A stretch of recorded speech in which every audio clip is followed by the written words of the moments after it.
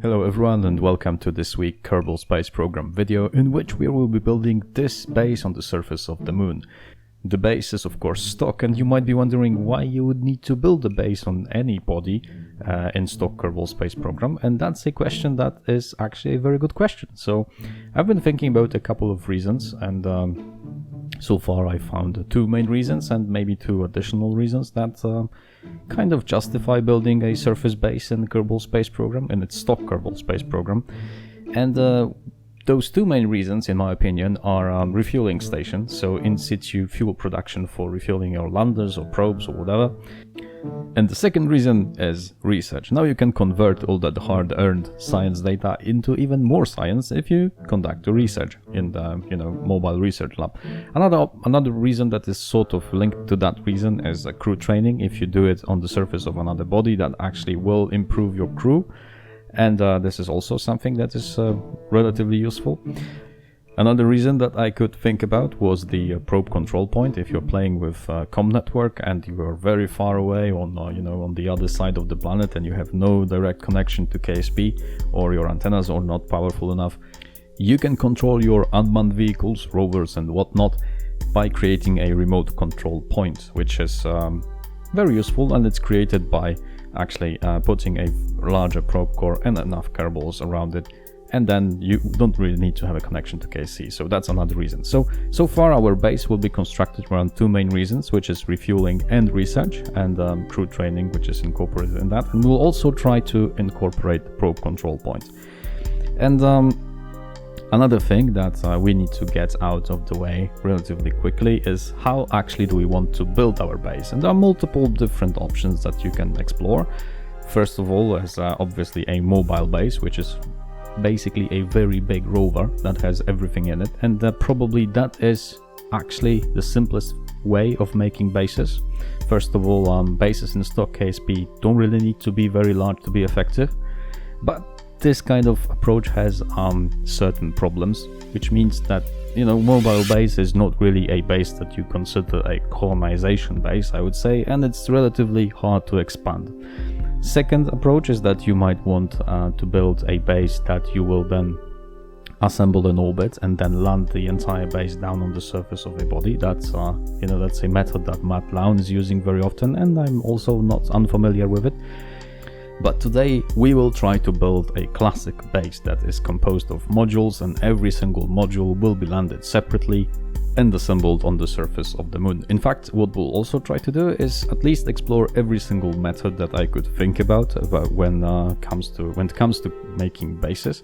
So we'll send one module using an SSTO spaceplane, we'll send one using a sky crane, and then we'll send one that will be able to land on its own, and mixture of all of the above. We'll have 5 launches in total and 5 different modules, or 4 modules and a central hub that we'll send. And yeah, that's about it. That's our base. So the first tip that I can give you when it comes to building bases and designing them, in fact, is that you need to take into consideration when you will be docking those bases on the surface of your body that you want the base to be on. You need to make sure that the docking ports are on the same level, because any slight variations in the level will actually make your docking very, very difficult. It's also a very good idea to try to dock those modules together before you send them up into space, and do some dry testing here on the surface of Kerbin. And runway is a very good place to test that because it's very even. So the docking ports need to be exactly on the same level, and it's also a good idea to try docking them before you actually send the entire mission up into space, because trust me, there is nothing more frustrating than flying the entire mission, landing your module successfully, and then finding out that you just can't dock the bloody thing to your hardly built base, That's something that is very, very frustrating, and if you can avoid it by doing a simple test, then I would totally recommend you doing that. The second thing that you might want to pay attention to is see what is the power requirement for every module that you want to use, especially if you want your base to be able to create fuel in situ. So you will have drills, obviously, and ISRU. And it's actually a very good idea to see how much electricity those components will consume and how much electricity you need to supply them with. Also, the more battery storage you have normally in such bases is the better, especially if you are on the moon, which you know, has a very long day and a very long night, so you need to, you know, be prepared for that. Getting an alternative power generation system is also a viable solution, so you can convert some of that liquid fuel and oxidizer into electricity using fuel cells. This is also highly recommended. In fact, the efficiency of the entire chain is high enough that you can actually create enough electricity using fuel cells, not just one but multiple, to mine the ore, convert it using ISRU into liquid fuel and oxidizer, and then in turn use the liquid fuel and oxidizer to power both devices or multiple devices to actually support them. So it's very useful, and I would highly consider doing that. Of course, you can back this up with solar panels if you can, but it's also a solution that I would recommend as a backup power, you know, production system. So last thing that maybe is the most important if you're not going for orbital assembly of your surface base and you want to assemble them in situ once landed, is how exactly do you do it? And well, I've tried multiple different approaches, and well, using mods obviously, and some of them were stock. But if you're really bent on not using any mods whatsoever, I would actually recommend adding retractable wheels to your base components, and you know, design them in such a way that those retracted wheels would not be visible at all, and then move the things around using RCS and enough reaction wheels. This is going to work relatively well, especially if you take your time and make sure that the docking ports on both sides are even. You should not have problems in docking those modules together. And that also reduces the number of extra equipment that you would need to move the pieces around, and I think that's actually, well, relatively elegant and easy solution to apply. With a little bit of work and experience, you will also be able to land the modules relatively close to each other, as you're about to see. So I equipped each module with retractable wheels, apart from the hub, which has none, and with RCS system. And some of that RCS system is based on monopropellant, some is based on liquid fuel and oxidizer. I decided as well to incorporate fuel tanks into my base components because, well, I thought that it's just simpler and reduces the part count, and it doubles as a, you know, extra fuel storage for you if you ever need it. But you can use, you know, some kind of decouplers to add, you know, the component that will move your module around. That will be just, you know, temporary, and then once the base is docked, you can detach it and, you know, clear the debris if you don't want to have it. I'm not sure if it's better, but if you're bent on, you know, making parts that really do not have place for any fuel tanks or RCS or anything like that, you can totally do it. It will also work. Okay, but I think it's enough talking about designing. It's time to actually launch our base. And we obviously are launching with, starting our launch with the main hub, and we'll continue on with different modules later on. And I tried to design every single launch vehicle that we'll use as an SSTO rocket, only to, you know, only to allow you to actually launch this particular base, or this kind of bases in a career playthrough if you want to, because, you know, then, you know, in career mode, usually the cost of such operation is something that you should be considering. I was launching this when I was recording the video. I was launching this in a sandbox mode, so the cost of the rockets was not an issue.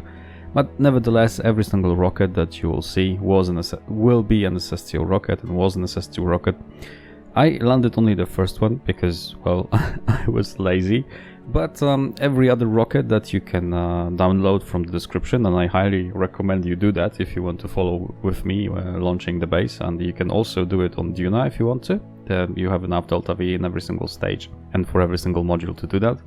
It will be an SSTO rocket. The only difference between the first and the following rockets is that some of the components like parachutes and probe cores and whatnot are missing for other rockets, but they have much more Delta V than they need to get into orbit.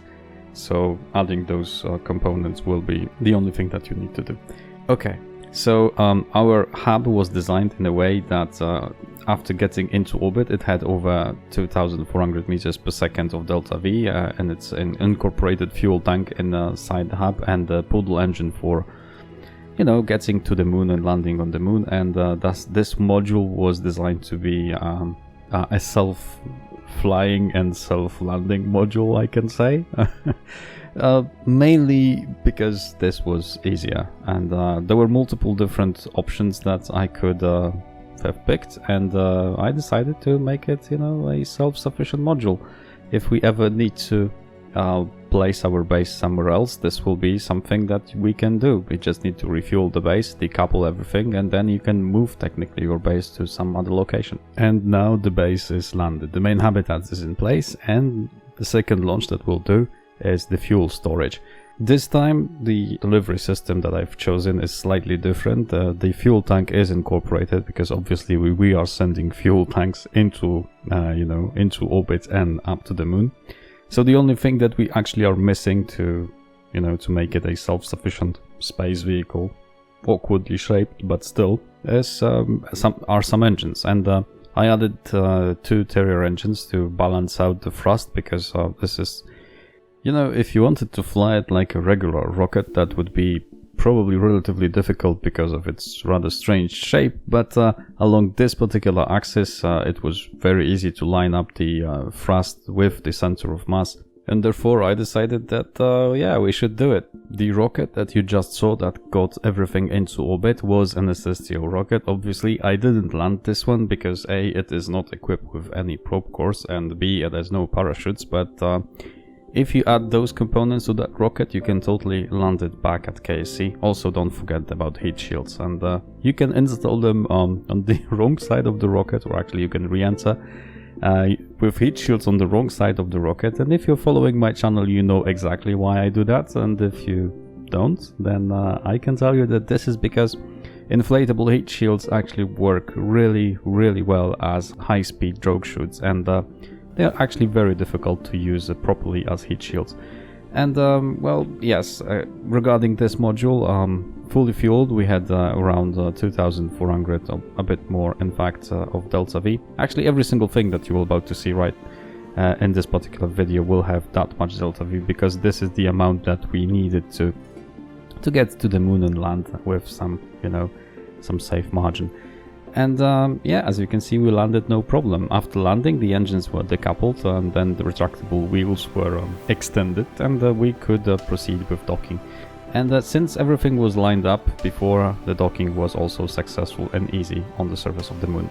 The next launch that we had was Refinery, and the Refinery was designed to be, or I decided that I want to send the Refinery using a transfer rocket to get us to the moon, and then a sky crane to land everything on the moon. And again, the only reason to do that was to actually explore different options of sending the base components into orbit and then to moon. Again, the rocket that we used for the launch, launching the entire components and the transfer stage and the sky crane, was an SS2 rocket, again missing some vital components needed for landing this thing in a safe manner. But apart from that, it's a fully functional rocket with excess delta V to get into orbit.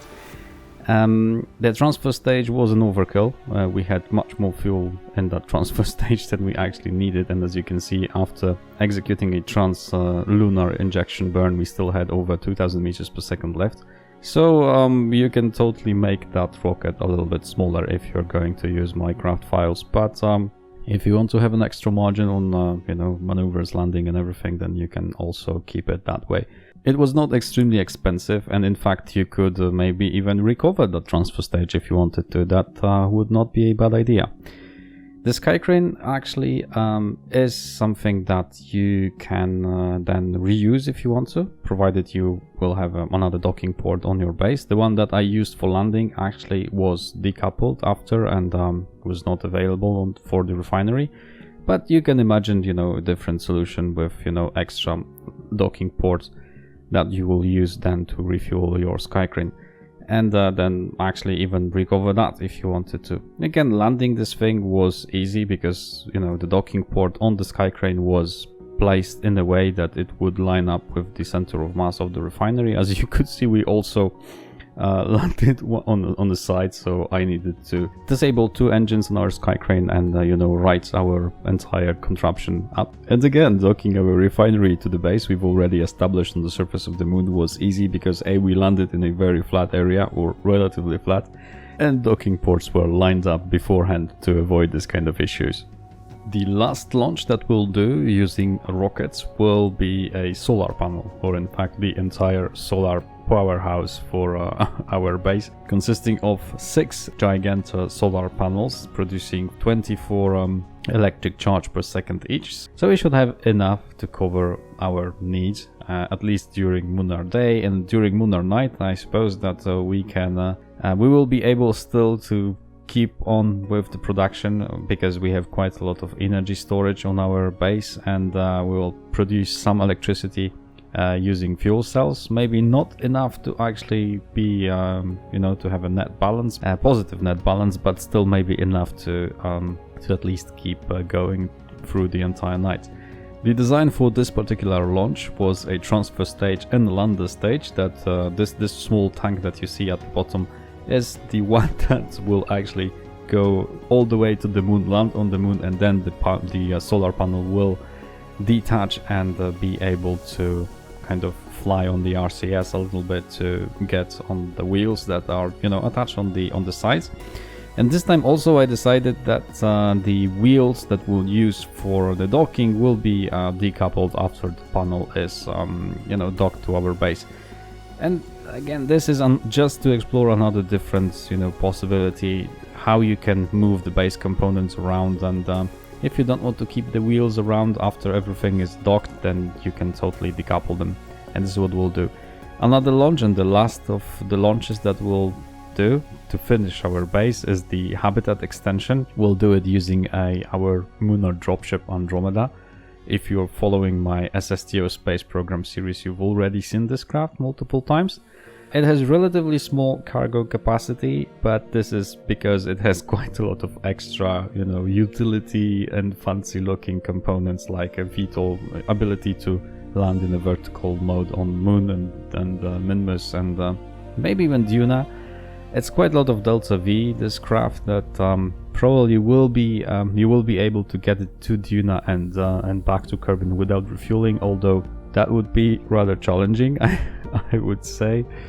And it's an SSTO spaceplane that I like quite a lot. It's very fancy, it flies really well, it can be controlled really easily in both VTOL and the normal mode, so definitely check it out if you like dropships, and if you like resupplying your bases with rovers and whatnot. This vehicle is actually pretty well suited for this kind of operations.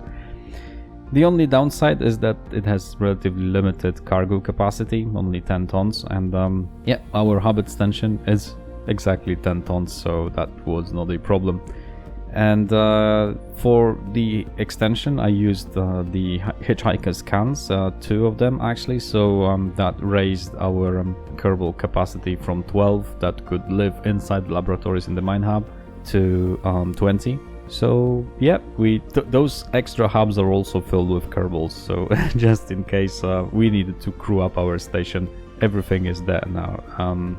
Yeah, that's about it. Our base is almost done. As you can see, we could land the Andromeda in vertical mode, and now getting this thing out of the cargo bay was a little bit tricky, but I decided that the simplest way would be just to let it slide on the ramp and then extend the wheels and dock our module to our base. And because if you extend the wheels inside the cargo base, the whole thing will be too tall and will not fit inside, then you would need to fly it out using some kind of smaller sky crane, and that would be very, very confusing. So the simplest solution on the moon was to actually let it slide on the ramp.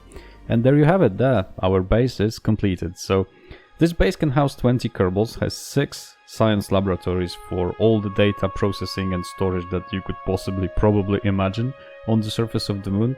It has refinery, 4 drills that will keep it supplied with ore, probably wherever you land. In this particular location where I landed, which is actually next to Lunar Arc. If you were paying attention, then you probably noticed that as well.